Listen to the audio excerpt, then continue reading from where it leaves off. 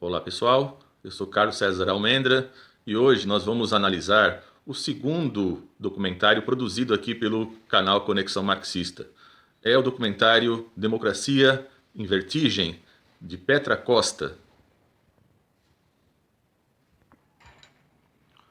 Se você teve a oportunidade de assistir tanto Democracia em Vertigem como Indústria Americana, você vai perceber que dificilmente Democracia em Vertigem ganharia o Oscar de melhor documentário de indústria americana. Afinal de contas, nós temos aí uma temática que é, no caso de Democracia em Vertigem, uma temática local, que é o nosso governo, né, o governo de Lula, Dilma e depois a eleição de Bolsonaro, portanto, uma temática local, embora expresse as características do nosso capital atrófico, do nosso capitalismo subordinado, né? Portanto, digamos que isso, portanto, teria um perfil regional, que isso se encaixa em toda a América Latina. No entanto, por outro lado, você tem lá a indústria americana, que trata exatamente do quê? Do conflito entre as relações de trabalho dentro dos Estados Unidos, mas envolvendo duas culturas, duas formas distintas do capital atual, que envolve as duas maiores potências econômicas do mundo, que é a China e os Estados Unidos. E que, portanto, só isso já revelaria que dificilmente Democracia em Vertigem teria chances de ganhar o Oscar. E, além disso, é bom lembrar, né, que a indústria americana tinha lá o dedinho da produção da empresa de Michelle Obama e o ex-presidente Barack Obama. Portanto, mais um fator para Hollywood agraciar com o Oscar a produção local. Vemos no filme de Petra Costa um caráter intimista, um caráter de a história da própria diretora do filme, mostrando como é que ela viu o aparecer, o reaparecer no caso, né, da democracia brasileira ali com o processo de abertura em 85 e a eleição do PT em 2002. E, portanto, a partir dessa eleição de 2002, onde o PT começa a governar em 1º de janeiro de 2003, iria até 2016. E é isso que ela está vendo como o reaparecer da democracia. E que, portanto, né, diante de um perfil dela acompanhando tudo isso, ela que nasceu em 83, e no próprio documentário ela diz, né, que a democracia é tão jovem quanto ela própria, né? E quando ela chega e vê o PT chegar ao poder, começando o seu governo ali em 2003, portanto ela não tinha nem completado 20 anos de idade. Então toda aquela euforia, vamos dizer assim, que nutriu milhões de pessoas no Brasil.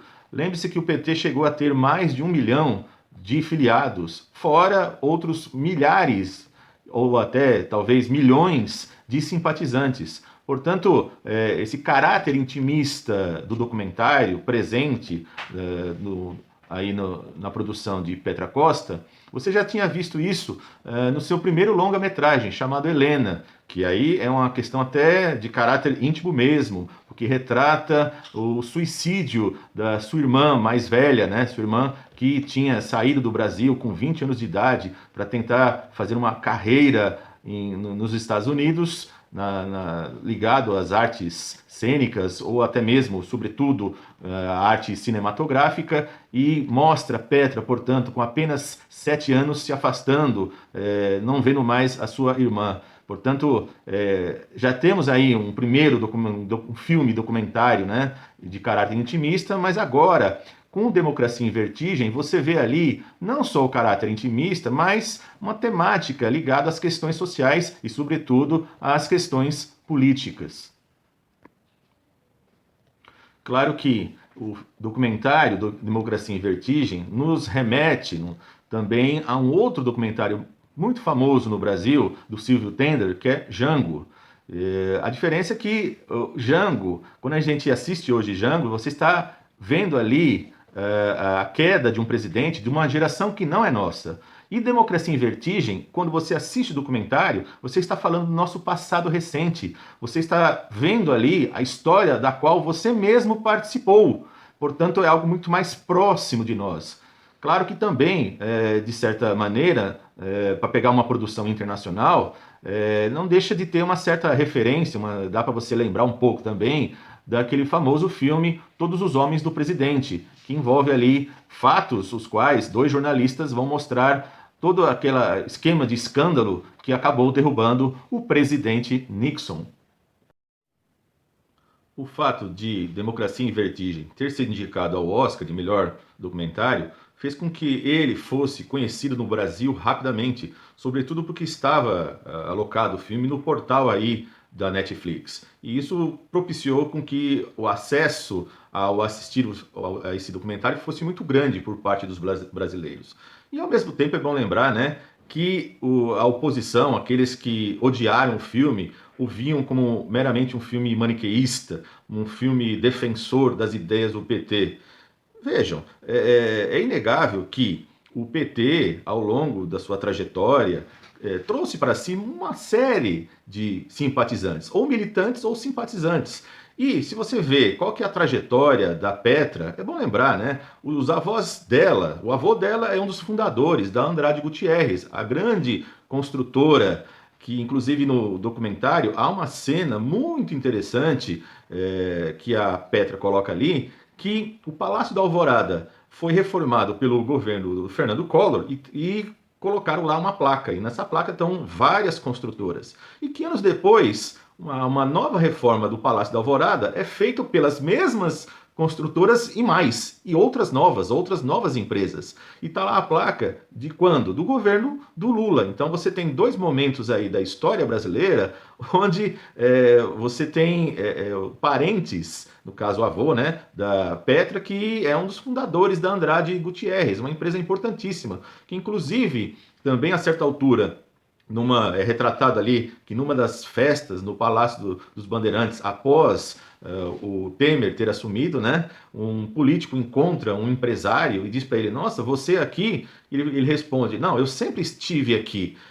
Quem muda são vocês políticos. Então mostra bem como que as grandes corporações sempre transitaram pelo poder. E mais, a Petra vem de uma origem familiar cujos pais foram militantes de uma esquerda ligada a Pedro Pomar. Lembre-se que Pedro Pomar foi morto aí na ditadura militar, no momento em que estava recrudescendo esse período dos anos de chumbo, esse período mais violento da ditadura militar.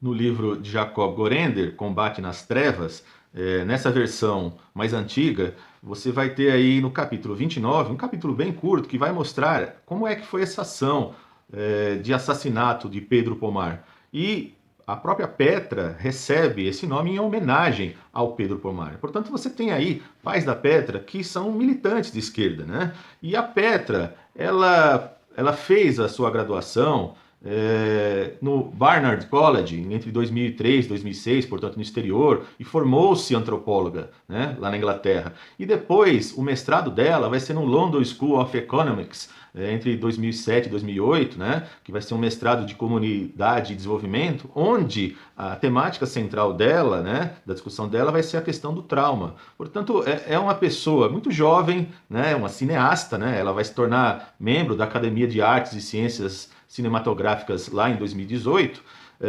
e nesse momento ela já está produzindo esse documentário que é o Democracia em Vertigem, porque ela começou toda essa produção a partir de 2016. A partir de 2016 ela passou a acompanhar de perto o impeachment, fazer filmagens ali do impeachment.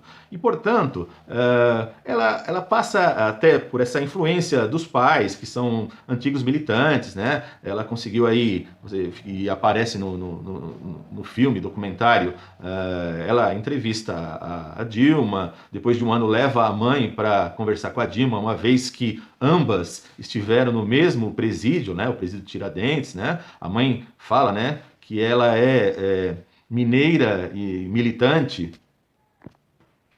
Poderíamos dizer que são 3 M's, né? Sou eu falando agora, né? Porque ela fala que é mulher, mineira e militante, né? E vai se encontrar com a Dilma e conversa um pouco, né? Sobre aquela realidade dura do que foi o terrorismo de Estado, né? Não obstante, você fica, quando você vê aquilo, fica até comovido. E ao mesmo tempo que quando assisti fiquei assim impressionado, comovido, né? A própria Dilma fala, né, que você tem que pensar que a tortura só vai durar 1 minuto, porque se for mais do que isso você não suporta. É uma forma que ele encontrou de lidar com a situação. Só que ao mesmo tempo que eu fiquei comovido, eu particularmente, né, quando assisti, a gente não tem como deixar de pensar o absurdo que a própria Dilma depois faria ao assinar, né, chancelar a lei do terrorismo no seu próprio governo. Então, para mim, isso mancha demais a própria biografia da Dilma. E vejam só, a Petra, né, portanto, com essas influências que ela tem, né, políticas, ela passa a acompanhar de perto todo o processo e nos traz, portanto, cenas ao seu documentário que eu diria são cenas, digamos, são verdadeiros documentos visuais que passam a ser documentos históricos. Afinal de contas, não foi só a Dilma, né? Ela filma, tem filmagens, com depoimentos da Dilma, do José Eduardo Cardoso, que inclusive Dilma e José Eduardo Cardoso acompanharam a votação lá do Palácio do Alvorada, a votação do impeachment. Tem depoimentos do Gilberto Carvalho, que inclusive vai desenvolver a ideia que vale a pena vocês darem uma olhada, para quem viu, rever, dou até o tempo, né, em 1 minuto e 14, quando ele vai falar a ideia de que o PT tinha que ter um pé dentro e um pé fora. Essa teoria, não sei de onde ele tirou isso, né? Não sei que teórico que trata-se, até procurei, não achei ninguém que fale disso. Se você sabe, se você conhece, coloque aí no comentário, né? Essa ideia de um pé dentro e um pé fora. E várias imagens com o Lula, né? Ou seja, as imagens que aparecem no documentário, repito, são documentos visuais históricos. Afinal de contas, a Petra ali mostra uma filmagem, ele no telefone conversando, né, pedindo aí para a ideia, querendo formar uma ideia que tem que ter uma comissão especial de especialistas em orçamento público, afinal de contas, né, e tudo isso antes do impeachment, né, de um lado a Dilma insistindo que não tinha feito nada de errado e do outro lado o Aécio insistindo que aquilo era crime, né? Uma outra cena mostra o Lula no telefone com a Dilma falando, depois de uma manifestação lá na Paulista, que a manifestação foi maravilhosa, tinha tanta gente que ele teve que falar para os dois lados do caminhão de tanta gente que tinha. E todos nós, gente, de algum momento, né, muitos de nós, nas suas respectivas cidades, naquele momento ali, entre meses antes, né, dias antes do processo de impeachment, foram às ruas, né? Foram às ruas em manifestações contra o impeachment, né? Quem, obviamente, estava entendendo que aquilo era toda uma armação para você ter um golpe jurídico, parlamentar, né? Não um golpe de Estado aos moldes clássicos, né?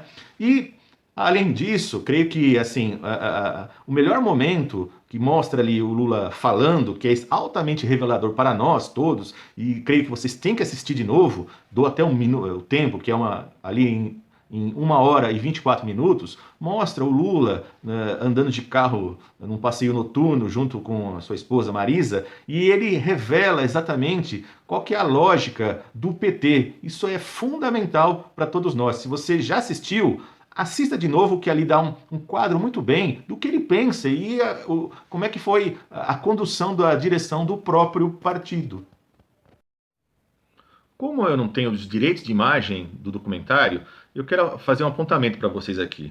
Lá onde está as imagens de 1 hora e 24 minutos, depois vocês podem ir lá e conferir, tem quase 2 minutos o Lula andando de carro com a dona Marisa.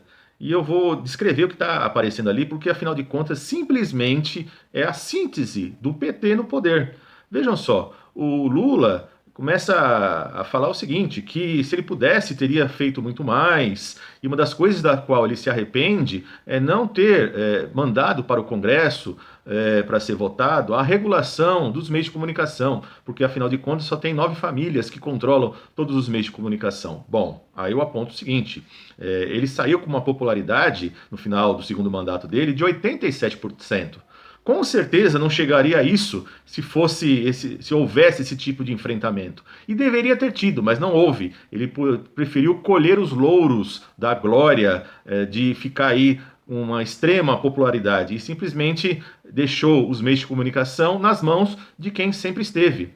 E mais, ele vai apontar nesses 2 minutos o seguinte, né? Que a dificuldade de você reverter essa relação entre a Casa Grande e a Senzala, né? Que ele vai dizer o seguinte: bom, tem países aí que vão para o processo revolucionário e nesse processo de revolução, metade morre em batalha e metade foge, né? Só que ele fala, bom, em alguns casos, alguns países conseguiram isso. Só que nós não.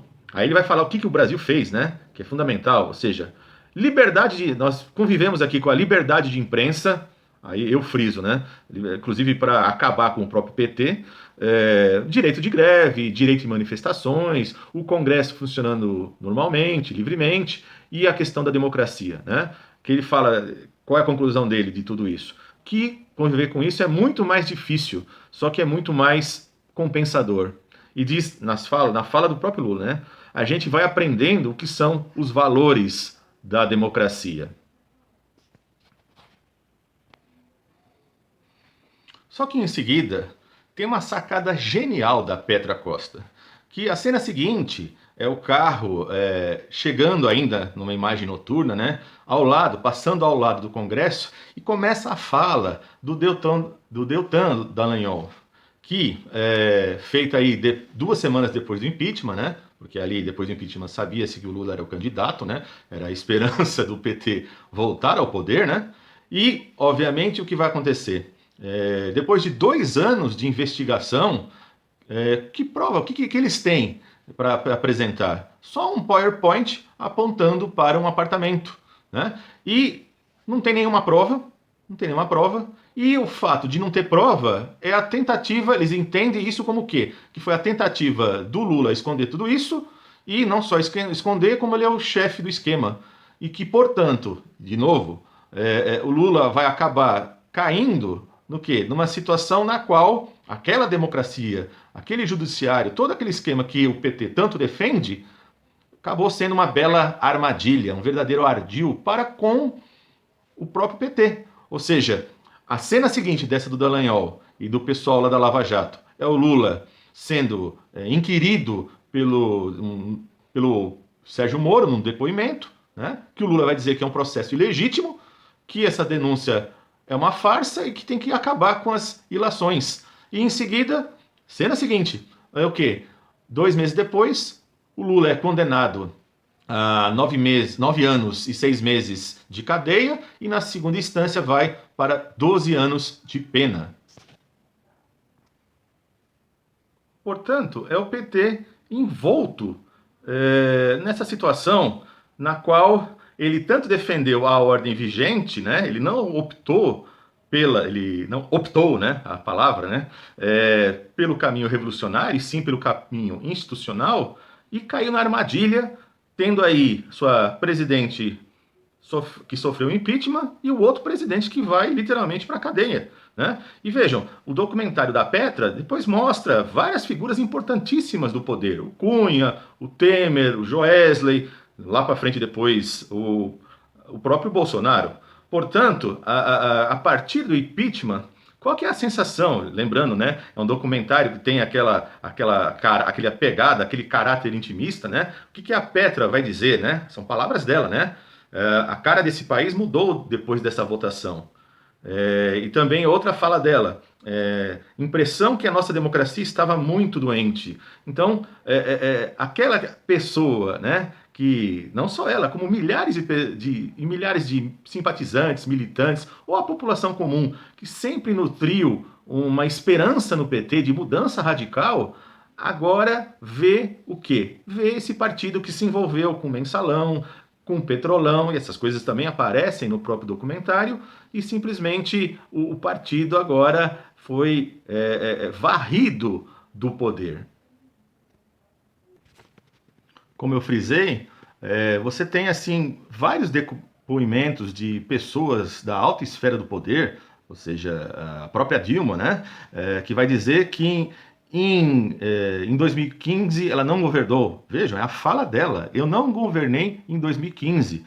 Ora, é bom lembrar que ela ganhou através de uma votação apertadíssima, né? E depois dessa votação, simplesmente o que ela fez na prática, né? Sempre é bom lembrar. ela simplesmente colocou o Joaquim Levy na economia e, no fundo, para aqueles que imaginavam que você ia ter um aprofundamento das questões sociais, um aprofundamento do próprio assistencialismo, que era o próprio limite do PT, não. Você não vai ter isso. Você vai ter corte de verbas na educação, você vai ter corte de verbas em várias outras instâncias que vão levar o quê? O PT a uma situação a qual a popularidade do partido vai caindo assim vertiginosamente, né? E uma figura que é bem retratada no documentário, uma figura central no partido, né, que é o Gilberto Carvalho, que é um ministro que era o secretário-geral da presidência, né, que vem com essa ideia de política dentro, política fora, né, onde a política fora onde fora da esfera do poder, né, onde se tem as mobilizações que de fato pressionam as instâncias institucionais, né, e aí vem a fala dele, que eu acho que é importantíssima, quando ele diz que dentro do PT, dentro da esfera institucional, nós passamos a depender demais da governabilidade. E ele vai apontar o seguinte, né? Que passou-se a depender demais do Congresso, passou-se a achar que podia ser amigo das grandes empresas, ou seja, olha a ilusão.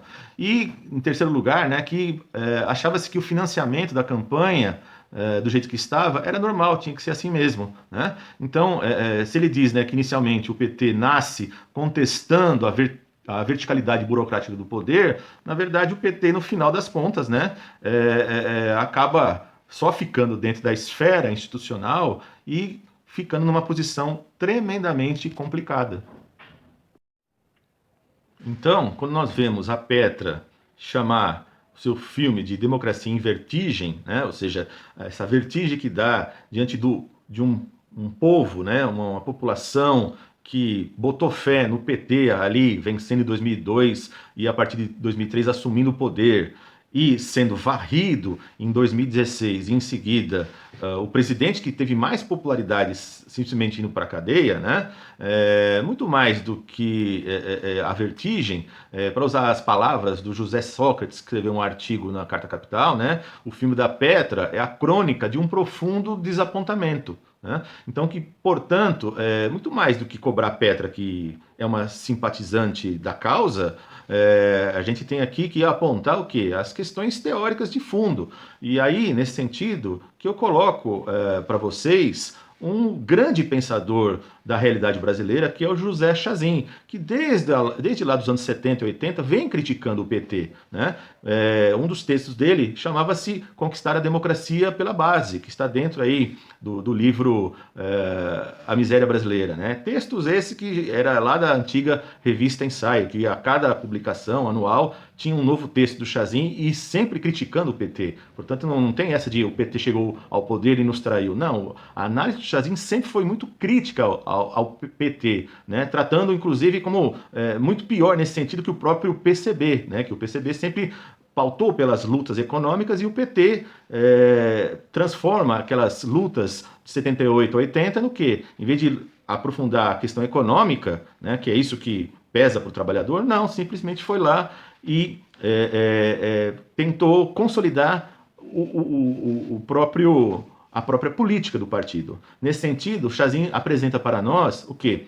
A ideia do capitalismo hipertardio, que é a via colonial, né? E, além disso, as suas categorias de politicismo, que é a prática do PT, e de autocracia. Lembre-se que a autocracia, o próprio Florestan já tratava disso na Revolução Burguesa do Brasil, só que a esquerda brasileira não lê Florestan, né? Não lê Florestan e não conhece Chazin. Chazin que trabalha a categoria da autocracia, mostrando aí a passagem da autocracia militarizada para uma autocracia institucionalizada, que é o que temos hoje. E nesse sentido, na descrição desse vídeo aqui, eu deixo para vocês um texto da Lívia que sintetiza bem essas ideias, essas categorias centrais do Chazin. Né? E nesse texto, ao você ler, você vai perceber que essa democracia não está em vertigem, porque no fundo nós nunca tivemos uma democracia numa leitura chaziniana. Né? E na verdade, ao você ler, para além da democracia em vertigem, que você vai perceber ali que você tem, quando muito, você vai sentir uma vertigem em função de uma autocracia que sempre esteve presente no Brasil. Então é isso. Se você gostou desse vídeo, dê o joinha, Se você não se inscreveu ainda no canal, se inscreva, compartilhe esse vídeo, comente aqui embaixo o que você achou do documentário da Petra e também o documentário do Indústria Americana, né? Como é que é a sua visão comparativa entre os dois. Compartilhe esse vídeo e nós nos vemos nos próximos vídeos, tanto de análise de filmes, documentários, bem como os vários vídeos de vários temas que temos aqui no canal Conexão Marxista. Um abraço a todos e até a próxima. Tchau!